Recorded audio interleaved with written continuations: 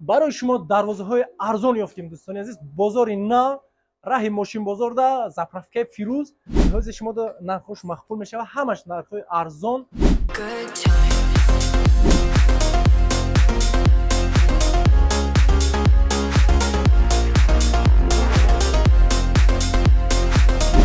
ایش هم چور بعد و 70 دقیقه ماتریالش یک 8 لیستوش پروفیلش همش یک 8 باشه. اگر قریبتر باشه نزدیکتر با ارزانتر میکنه. بلندی 3 بعد 4 پروفیلش 6 با 4 یک 7 لیستو یک 7 نه زکات میکنن کزیرو قطعی باشه کزیروکش 800 میلیون. کاتو چه خیلی کن؟ کاتو 1.5 تومان ماتریال 1.5 قطعی نرمالیه. اینا 3 متران خود بکراسکا زدگیم 2000 تومان. سلام دوستان عزیز. برای شما دروازه‌های ارزان یافتیم دوستان عزیز. بازار نه راه ماشین بازار دا زپرفکه فیروز. دوستان عزیز ویدیو منو تا آخرش تماشا کنید. جهاز شما دا نرخش مخفول میشه و همش نرخ‌های ارزان. همه وقت از ما حرکت از الله برکت. از شما باشه یک تا لایک دوستان عزیز. ما سر کردیم رفتیم. سلام علیکم برادران خواهران подписчикои канали Нархтеже. کسا خوش اومدین. دروازه همه دروازه که همه نمود دروازه میسازیم چی نموده که زکات شوه. مثلا کلینتو چی خیلی زکات کن همون خیلی میسازیم. این دروازه زکات هست کدی ممکن مثلا جوزی چند تا زکات هست.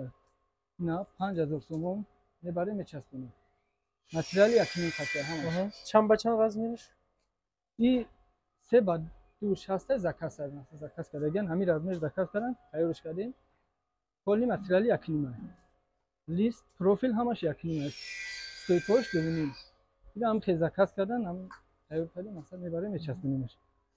اینش ارزان ترن. متریال یک 3.5 دستافکا استانوفکا. میبریم میچسبونیم 4 با 2.5. 4 با 2.5 دستافکا استانوفکا. که جایی که مثلا زکات شام میبریم میچسبونیم. دیرکتور شهر و تمام یعنی خریدی رسمیت. جایی دیدم. متریال 1.5 قطعی هم 5000 دستافکا استانوفکا. که جای زکات شما میبریم میچسبونیم 5000 تومان. همش متریال 1.5 بولوش لازره خیتکی با خیت هم تا دیگه استیل. هم خیتک خیتک هر چیز سیلوش فیگور میبریم میچسبونیم 5000 تومان. این متریال 1.5 اینجا قریب همش هم 1.5 برای هم 1.5 نرمالی. تو یک گاشته بسیار ارزان میپرسه بسیار روش ها 5000 تومان میبریم میچسبونیم 4 با 2.5 کلکش درونش ده چه خیلی زکات کنه خیلی هم چیز بسیاره. این 4 مترای 4 با 2.70 ایش هم 4 با 2.70 که متریال یک 7 قطعی همش یک 7 6.5 دستافکا استانوفکا که جایی که زکات شما میبریم میچسبونیم.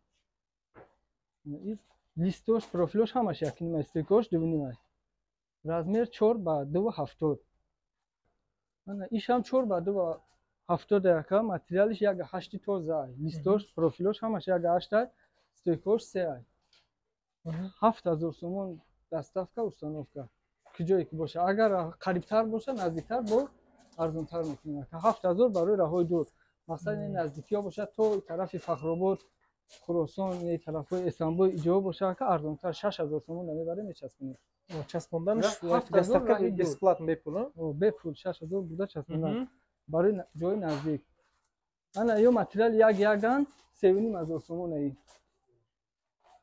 4 با 2.5 دستافکا استانوفکا 3.5 تومان میبریم میچسبونیم.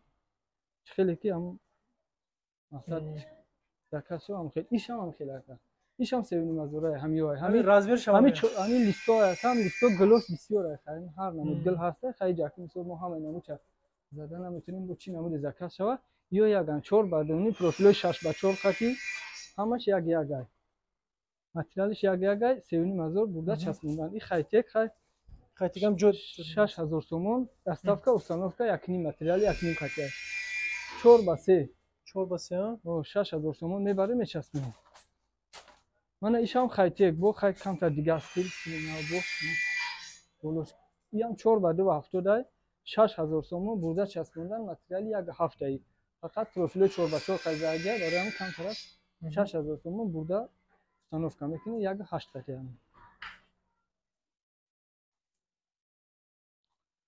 اینا لیستو یک نیمه پروفیلو یک هفت لیستو یک نیم پروفیلو یک هفت این دروازه هازی 5 به 2 و 70 است و کلکش عادل نه کلیت عادل نه کلیت عادل نه انا 6000 تومان میبره میچسبونیم لیستو یک نیمه یا یک نیم بالا دیگه لیستو نمیشه تو یک نیم نمیشه اگر مسئول غاز کتی زکاس کند مثال 1.8 2 زکاس کنه شما زکاسش چی خیلی زکات کنن هم خیلی میکنیم همین سریع هم یک نیم نرمال نیست همین زکات میشه تو یک هفته همین زکات زکات تو دو را چی خیلی که زکات کنن هم خیلی تیار میکنیم چی نمود خچون هم مقصد اگه میپرتن صورت کلینتو که همین نمود تیار تو میکنیم تیار چی خیلی که این 5 متر 5 با 2 70 دقیقه دستافکا установка خطی 6000 تومانه میبره میچسبونیم این شام خیتک با خیلی دیگه استیل 4 با 3 بلندی 3 بر 4 پروفیل 6 با 4 یک هفت لیستو یک هفت همش مثلا یک هفتی توزه لیستوش پروفیلش همش یک هفت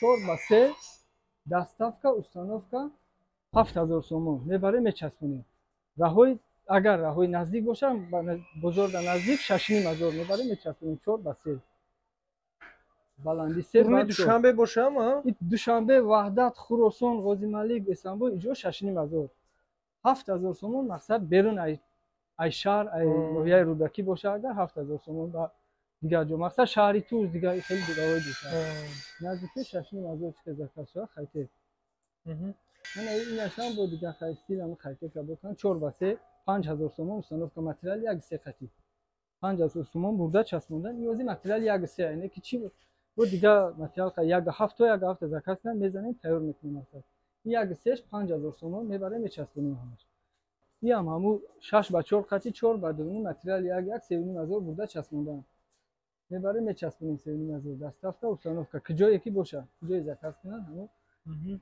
4 با 2 مثلا دینا با ارزون ترش چی نه ارزون ترش اینایو 3 متر خود به کراسکا زدگیم 2000 تومان 2000 تومان یا 3 متر انجام متریال 09 خطی همین زکات کردگیم مثلا 3 متر میتونم میشه زکات این ارزونش هم میاد 2000 تومان وایش 09 خطی شده این 09 خطی شده نه خیلی که 3 متر ای 3 متر زکات شده 4500 تومان میبره میچسبونیم یک هفت خطی هم یک هفت خطی بوده چسبوندن 4500 3 مترش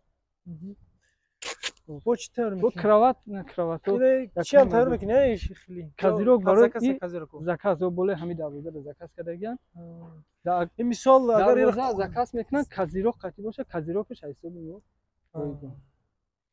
کازیروکش خوش میشه دروازه کلوندا کاتو چی خیلی کاتو 1500 تومان متریال 1 خطی نرماله بعد چند به چند ای؟ 23 با 2 1500 او نه تیار کردیم 3500 همش کالکا چخیلی که 1500 زده میتونیم تیار میکنیم کجا ادرسون نمرتون یا برگا میزده آدرس که بعد از شورای دوشنبه قربان تپه طرفی ماشین بازار زاپرافکای فیروز بازار همینجا بازار بیشتره دو سالشی بازار اینا زاپرافکای فیروز نمره تلفن 900 00 316 واتساپ همش در همین نمره خیلی که به نامو برای زکات رحمتی کام کن شما در کس هم باشه